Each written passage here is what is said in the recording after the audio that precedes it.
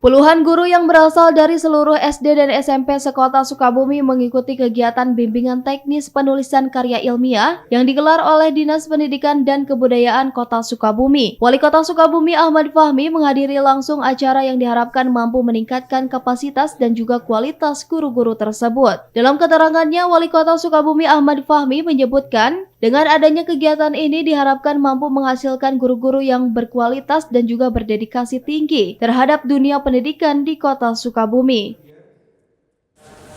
Hari ini Dinas Pendidikan kami mengajak para guru-guru agar mereka termotivasi melahirkan karya-karya tulis ilmiah. Karena memang salah satu hal yang ingin kita hadirkan, anak-anak kita itu menjadi anak-anak yang hebat dari guru-guru yang hebat. Nah, guru-guru yang hebat diantara adalah mereka yang mampu untuk melahirkan karya tulis ilmiah sebagai salah satu produk bahwa mereka adalah tenaga-tenaga pendidik yang terbaik. Ya, ini kan jadi yang pertama inovasi pendidikan, ya, karena dengan karya tulis lahir inovasi-inovasi baru. Yang kedua menjadi bagian dari literasi yang tidak terpisahkan. Nggak mungkin mereka bisa melahirkan karya tulis ilmiah kalau mereka tidak meningkatkan literasi mereka. Jadi dua hal itu menjadi saling berkaitan satu dengan yang lainnya.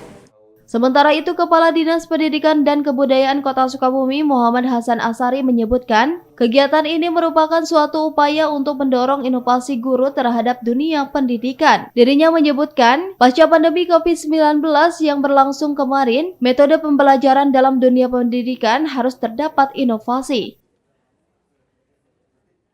Awalnya mengatakan bahwa banyak perusahaan-perusahaan besar yang hari ini gulung tikar karena mereka tidak bisa bertransformasi. Oleh karena itu, sistem pembelajaran pun untuk guru harus mampu bertransformasi dari sistem pembelajaran tradisional kepada sistem pembelajaran modern, di mana itu dimulai dengan penulisan karya tulis ilmiah atau karya-karya inovasi. Jadi pandemi ini memberikan pelajaran bahwa sistem pembelajaran hari ini, generasi yang akan datang ini perlu adaptasi karena mereka kebanyakan merupakan generasi milenial yang sangat erat berhubungannya dengan teknologi informasi.